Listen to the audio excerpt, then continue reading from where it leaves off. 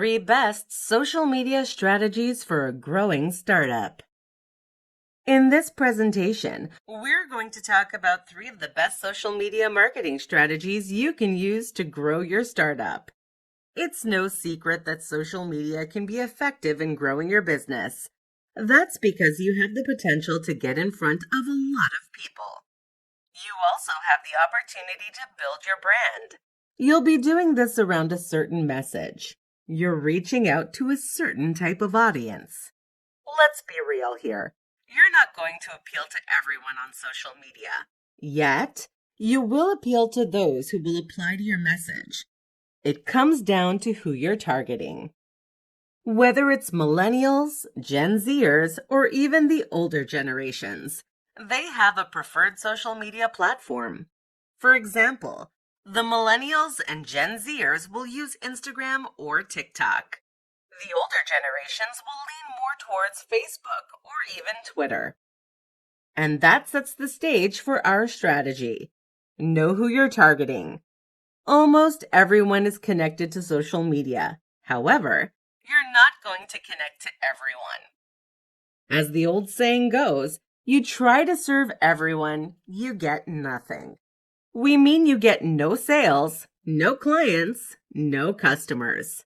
So you need to whittle down who your target audience is. What is their gender? Their age? Do they have kids, grandkids, and so on? There are so many different questions you can ask. The deeper you go, the better. This also applies to your market research.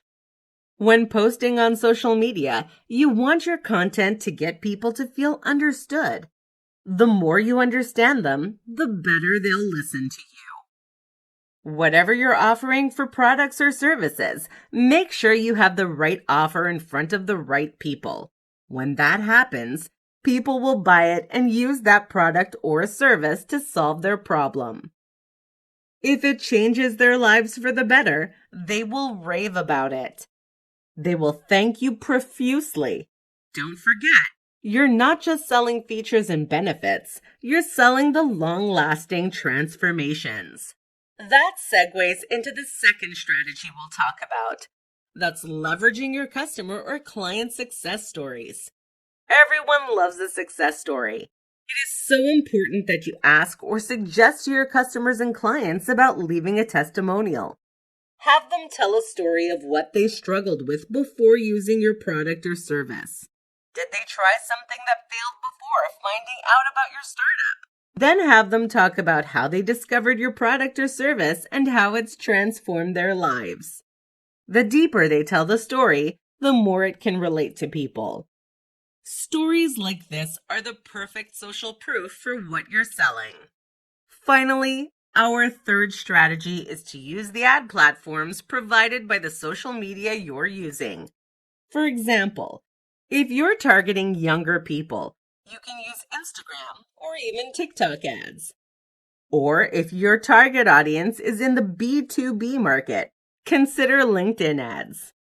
The platform allows you to program ads for people who meet specific conditions, such as their age, gender, what accounts they follow, and so on. For example, if you set your ad for males 25 to 45 on Facebook, these groups of people on Facebook will be able to see that ad. Don't be afraid to test it out based on the demographics and psychographics of your target audience. We hope this presentation has been helpful. You can use these 3 social media strategies to grow your startup as soon as today. Thanks for watching and listening. Good luck, and here's to your sustained growth and success for your startup. 5 market research questions to ask before launching your startup. If you're planning on launching a startup, you need to take the necessary steps.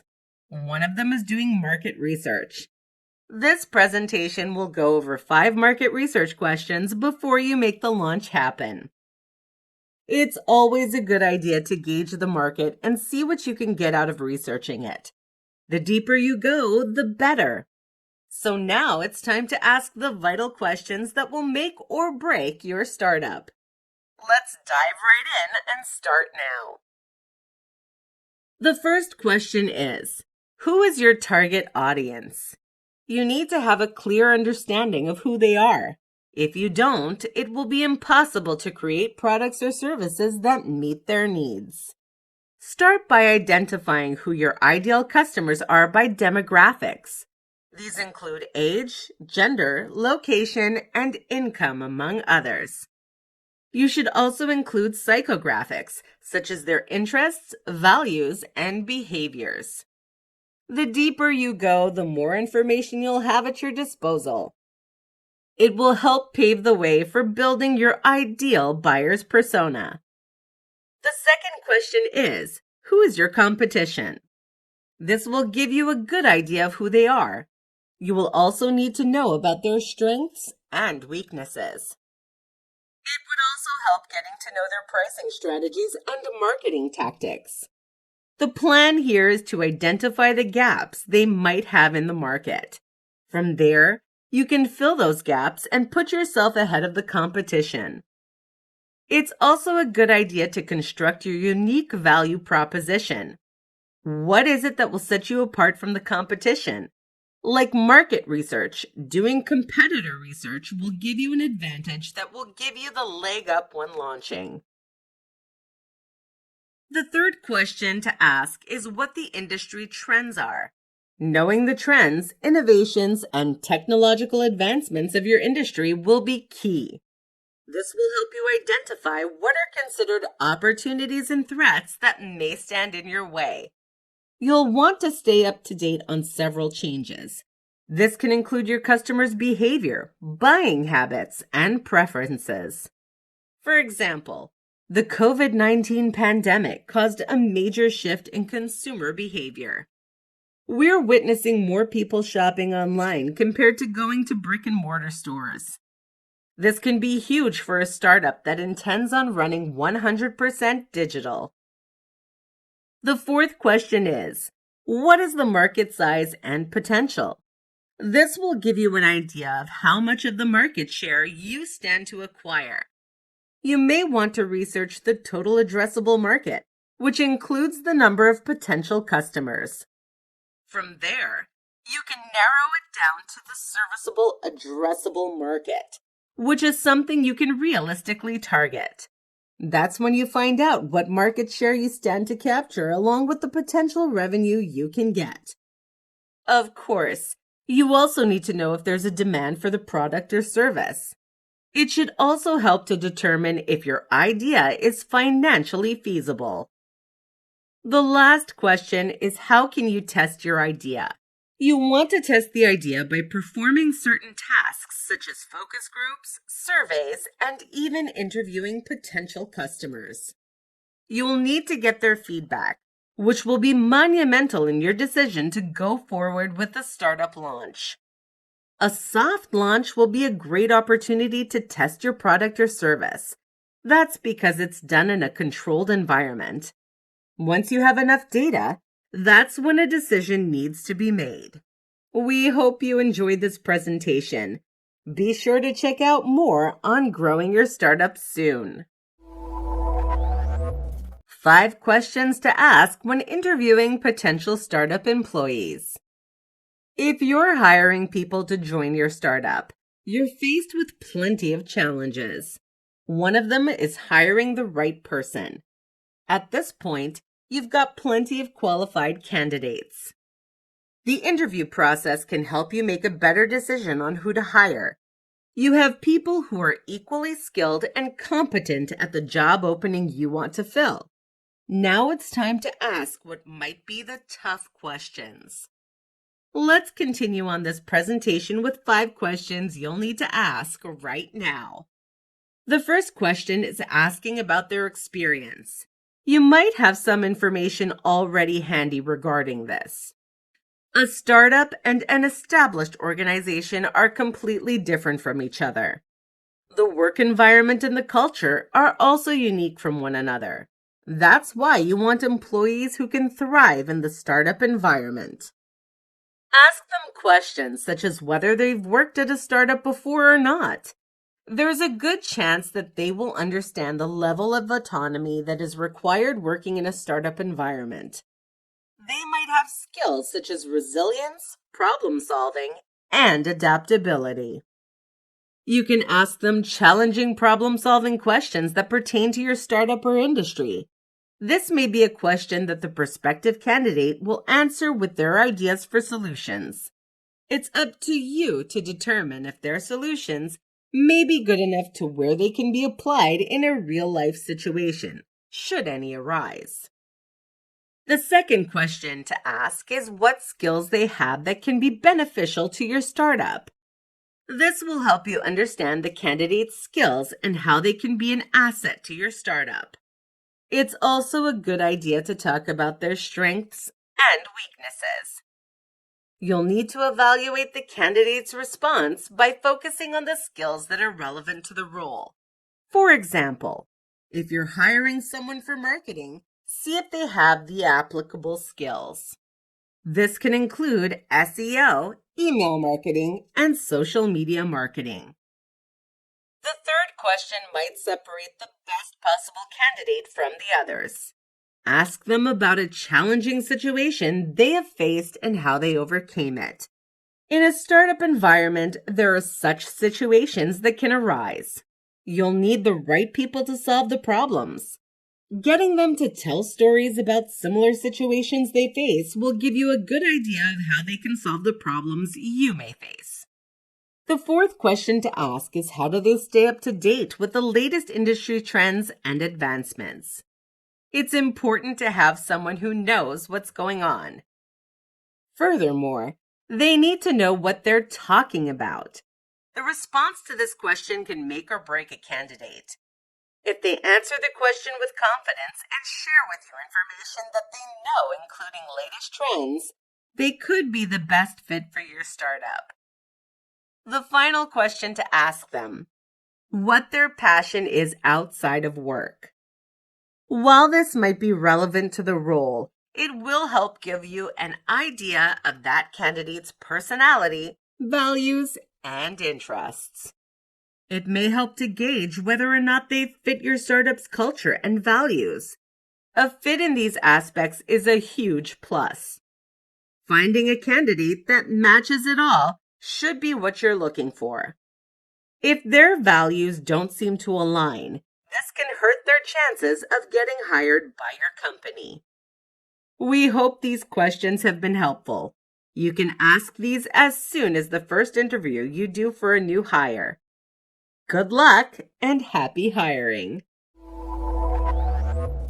5 strategies to hire new people to your startup. This presentation will go over the 5 strategies to hire new people to your startup. You might be at a point where you need extra hands on deck to grow. You might have the funds to pull it off. A startup can grow to new heights. It's a matter of time when that can happen. When it does, you know that you can't tackle everything alone. That's where hiring new people will come into play. Pay attention throughout this presentation and be sure to take notes. Now, let's dive into the list of strategies you can use right now. The first strategy tip is to define your ideal candidate. You'll need to know what qualities and skills they should have. Make a list of the skills, experience, education, and personality traits you look for. You know that not everyone will be a good fit for the position that you need to fulfill.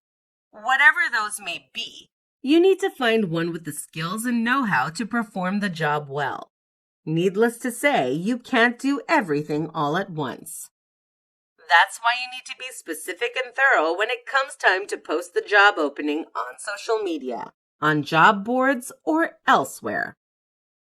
This will weed out the unskilled and give you a pool of the qualified candidates that may fit your profile. Speaking of which, this segues into our next strategy. Using job posting platforms such as LinkedIn, Indeed, and Glassdoor will be your best friends. Of course, you probably shouldn't rule out social media either. If you have a hiring budget, you want to take advantage of it as much as possible. If you need to use a social media ad platform, LinkedIn may best serve you, especially if you're looking for candidates in a professional business-like setting. Facebook and Twitter may be a good idea as well to post your job openings. You can try and test different ads or post organically. It's important to know where your ideal candidates are. LinkedIn is usually the foolproof solution. So start off with that and consider expanding to other social media platforms in the not so distant future if you feel the need to fill up the pool even more. Next, we want you to leverage your network. Networking is always great for any business person. You might know someone who may know someone. In this context, the latter person may be looking for a job. It may be a good idea to tap into your existing network. Someone you know may be a point of contact for other people who may be looking for a job. It could be in the same field that you're in. Next, we have employee referrals. This may be a strategy that applies if you already have employees, but it will eventually come in handy. This can be useful when your employees have inside information on job openings. They might have someone in their network who may be interested in working for your startup. You can even incentivize employees. That employee will refer someone to apply for that job opening. If that person is hired, you can give your current employee a hire. This can include bonus pay or some other incentive. Finally, a recruiting agency can be your best option for hiring new people.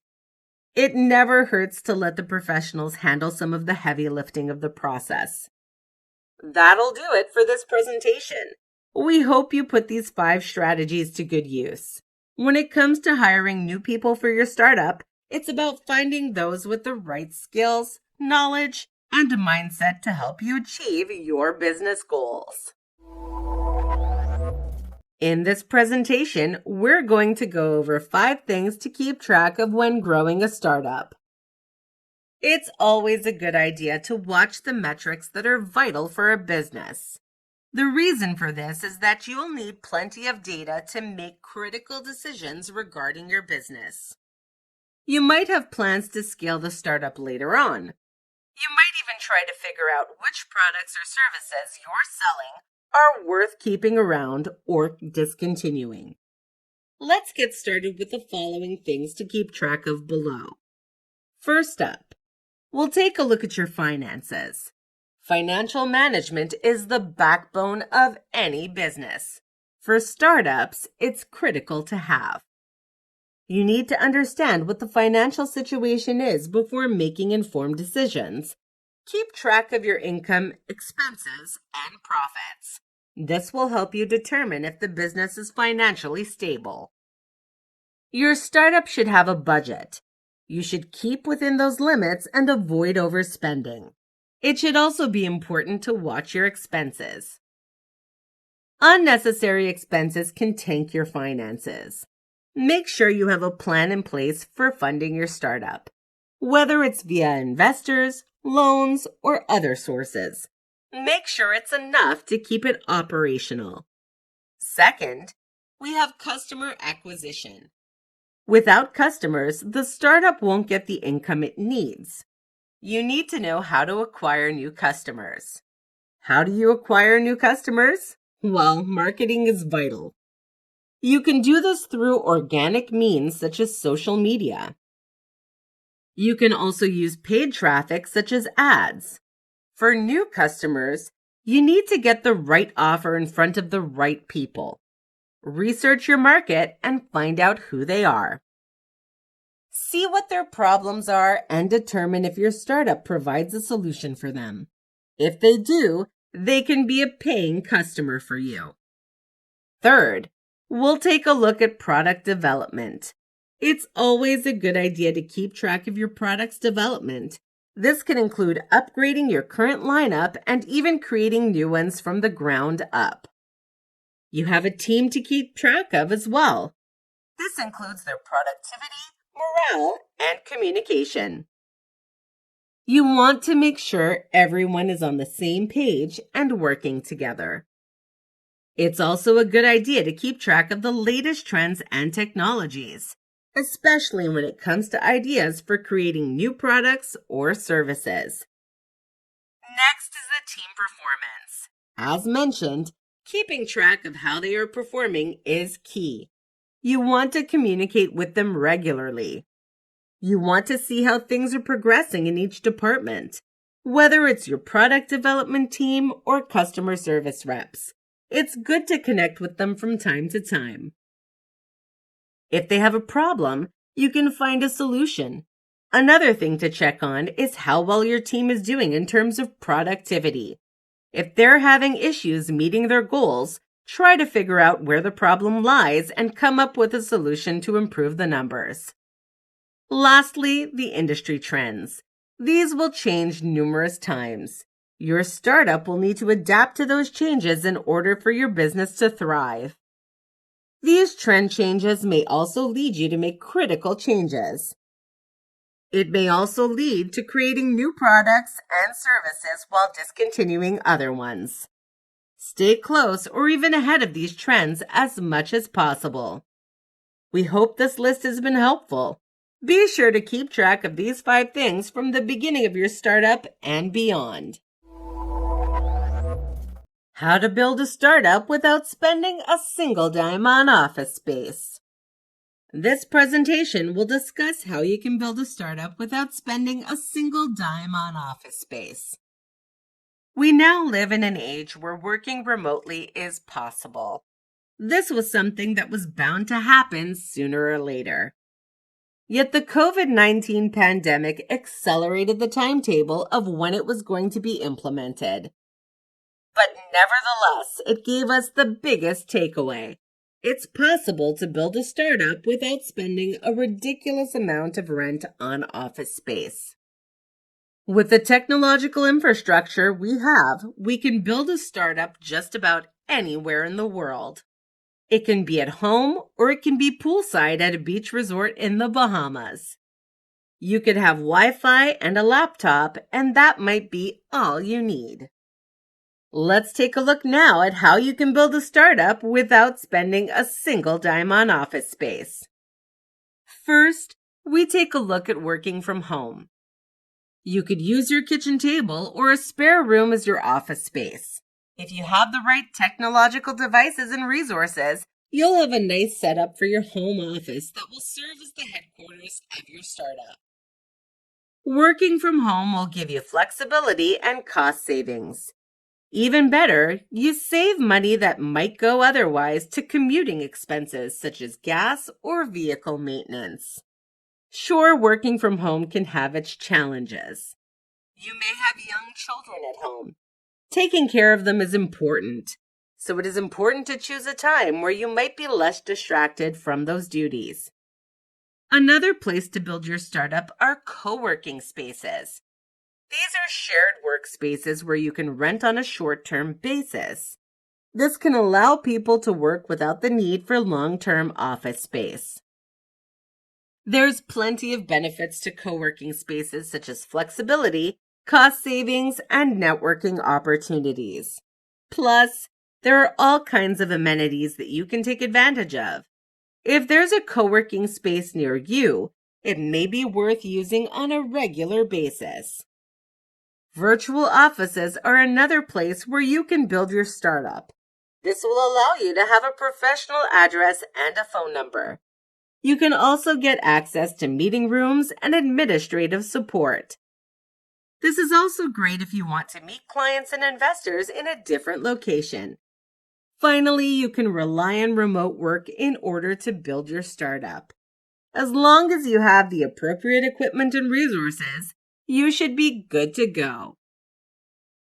The good news is that you can be able to work from anywhere. Wi-Fi will be one key component of building a startup remotely. The other can be a laptop. You may also use certain software to serve specific purposes. For example, they can hold virtual meetings with clients, investors, and anyone else using Zoom. There's bound to be software that can handle a critical need when you're working remotely. Spending money on office space doesn't have to be necessary. You'll need to spend it on the appropriate expenses that you need your startup to run. If you want office space for your startup, more power to you. However, you don't have to spend money every month on the space. You can work from home or any place else. Imagine the money you'll save running a startup without the use of an office space. That will be invested in improving your business or even scaling it from the highest level possible. Best wishes on building your startup now and in the future. How to build your startup while achieving the best work-life balance. This presentation will discuss building your startup while achieving the best work-life balance possible. Here's the thing. Running a startup is no easy task. The reason for this is that there are long hours and plenty of hard work involved. A healthy work-life balance will be beneficial for your mental health and overall well-being. Without this balance, your mental, physical, and emotional health can be affected negatively. Let's get started with the steps you can take. The first tip is that you need to prioritize your time. Time management is key when it comes to running a business. One of the things you do is prioritize your most critical tasks. You'll need to focus on the tasks that are the most important and most urgent. If there are tasks but not urgent, worry about those later. For those urgent but not important tasks, you can find someone who can get the tasks done for you. This is also known as delegating tasks. You'll need to find someone who knows what to do. They need to be skilled and competent enough to perform these tasks. This will free up plenty of your time. You'll be able to use more of that time towards other tasks or whatever else you want to do. The next step is to take breaks. It's never a good idea to keep going without rest. The whole all gas, no brakes mentality is not what it's cracked up to be. You can take regular breaks in order to avoid burnout. It's also a good idea to practice regular mindfulness. This includes regular breathing exercises in a peaceful setting. You can spend a few minutes doing this every single day. When you do this, you'll be aware of what's going on. You'll also feel more in control of your stress. Stress is unavoidable, but it can be manageable. Regular mindfulness practice during your breaks will be important. You can also take walks, stretches, or even meditate. These are great to do when you're taking a break or even off times. No matter what time of day it is, do these activities to ensure that you keep your stress at bay. The next tip we'll provide is setting boundaries. This includes setting clean expectations of when you're going to be available to people and when you won't be. This will ensure that you do what you want at specific times of the day. Being too available can lead to burnout, so it's important to reserve certain times of the day where you are able to work, and other times of the day where you can be available for anything outside of the startup. Finally, learn the power of no. Saying no can be a challenge for most people. You can say no to working extra hours. You can say no to the tasks that won't give you a positive return on investment, be it money or time. If it's not a priority, you can say no to it and move forward with what really matters. When you master this power, life will be easier. It's easier for us to say no to the important things due to work. However, it's never the best option. Make a list of things that you should say no to. This includes non-urgent, non-important tasks such as getting sucked into social media during work hours. Do the unproductive things less and you'll be able to focus more on building the business. So that covers everything you need to know about building your startup while getting the best work-life balance possible. Take good care of yourself, and be sure to follow these tips above. How to test your startup idea in 24 hours or less. In this presentation, we'll talk about how you can test your startup idea in 24 hours or less. It's always a good idea to test something before launching it to the general public.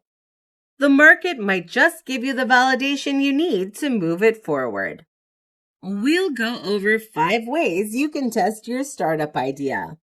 It's important that you follow these in order to determine if the idea is worth going forward. Let's get started right now. First, define what your startup idea is. What problems are you looking to solve? What solution will be used to address it? Going forward, you need to decide who your target market is. You also need to know what makes that solution unique to that market in particular. With that, we move on to the next step. The second step is performing your market research. It's always a good idea to know who your market is. What is their gender, age, behaviors?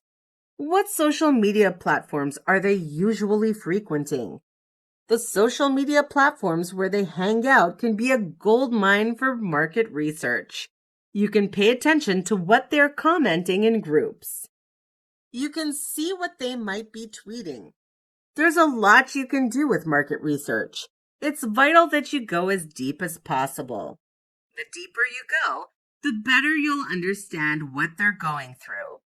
It will also further galvanize your message. You want people to feel understood by your content. It shouldn't take any more than a few hours to do this market research. Gather as much as you can about the problems they're dealing with. Don't forget to find out what their desires are. What are their dreams and goals? What are the obstacles standing in the way? You can categorize these things in a document. For example, if someone is describing a pain, make a note of it in a document. Make sure it's under the pain category. If someone is aiming for a certain desire, note it down in a section labeled desires or dreams or something similar. Get the idea? Now let's move on to the next step. The next step is creating a landing page. This doesn't have to be extravagant.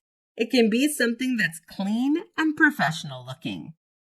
It can be a website builder or programs such as ClickFunnels. Whatever program you choose, you can build a landing page in a few hours or less. It's important to consider what to include in the landing page. It's important that you have the right offer in front of the right people. It can be a sample of a service or product you offer. Give them a taste of what a prospective client or customer will get if they become a recurring paying customer.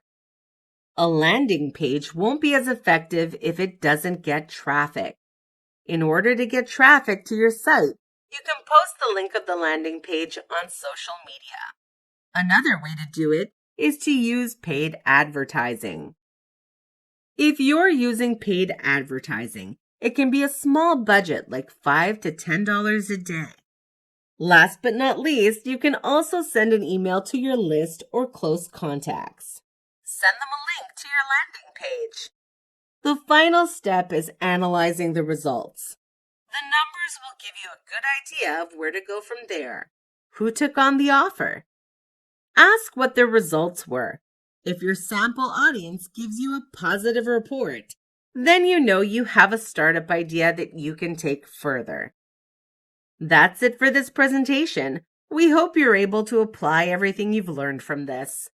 Good luck and enjoy the fruits of your successful startup. The pros and cons of running a startup by yourself. We live in an age where it's possible to run a business all by yourself. It's all thanks to the technology that exists. Can a startup be a one-person band? It can be if you make the right moves. However, there are advantages and disadvantages to running a startup on your own. Let's take a look at the pros, then the cons. Let's get started. Our first pro is that you have complete control. Imagine having 100% control over every aspect of your startup. This means you control your own schedule. You also make the decisions and set the course for the company. The only person affected by it is yourself.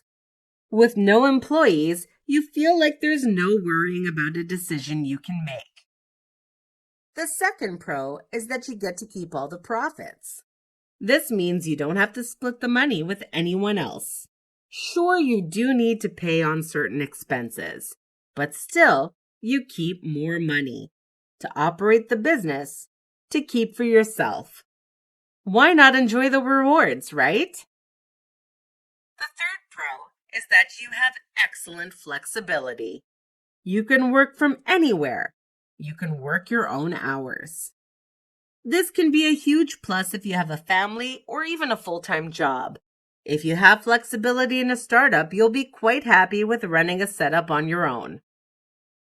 The last pro we'll go over is faster decision-making. When faced with a decision regarding your business, you can make one quickly. You don't have to defer any decisions to other people who are part of your startup. Again, your decision will be quick to make. No need to ask other people for their input. The sooner you make the decision, the better. Now let's take a look at the cons of running a startup by yourself. First, we take a look at limited resources. Running a one-person startup will require you to use resources that will address your critical needs. You might have enough on hand. However, you might have a lack of funding, expertise, or even a large enough network. It may be hard to compete with your competitors or scale the business as a whole. A one-person startup can be scalable, but there's a potential ceiling compared to what other startups may have. The second will be loneliness. We get it. It might be tough working with other people, but for some, working by themselves can get a little lonely. That's because they might not have people available to bounce ideas off of or share the workload with. So it can lead to a lack of motivation or even burnout. The next con is skill set limitation. There's so much you can do running your startup on your own. This includes developing a product or service, marketing your startup, managing the financial aspect, and so on. It's important to plan and prioritize the critical needs of running a solo startup. Try not to stretch yourself too thin. If you need to outsource certain tasks, you can do that. Finally, the last con is the limited growth potential. As mentioned earlier, scaling can be a problem. There's a ceiling that may hinder the growth of your startup. Without other people on your team, the growth potential will be limited. Plus, you might not be able to take advantage of new opportunities or even expand quickly. So that covers it for our pros and cons for running a startup by yourself. We hope this presentation has been helpful. Thanks for listening and watching. Good luck in your startup endeavors. When is the best time to scale your startup? Your startup may be in the early stages. However, there might come a time when scaling it can be possible. This presentation will go over when the best time to do this is. It may be tough to decide when to scale your startup, or you might not be so sure if you have the resources to get it done. But not to worry. We're here to help you make an easy decision. It's always a good idea to look ahead before you make a move. Scaling your startup takes planning and making the right moves. So let's take a look at what you need to do in an effort to scale your startup. First, let's talk about whether you have achieved a product market fit. This is defined as finding a product your customer loves and having a willingness to pay for it. Knowing this will help you make a decision on when to scale it. If there is a product market fit, scaling is possible. Otherwise, not achieving this can harm your chances of scaling as opposed to helping it. If you haven't reached this stage yet, refine your products or services that you offer. It should also be important to perfect your market fit. Give it time to build and then revisit the idea of scaling. If your adjustments create a good product market fit, you might move forward with it. Next, you want to consider your team. Are they the right people who will support the growth of your business?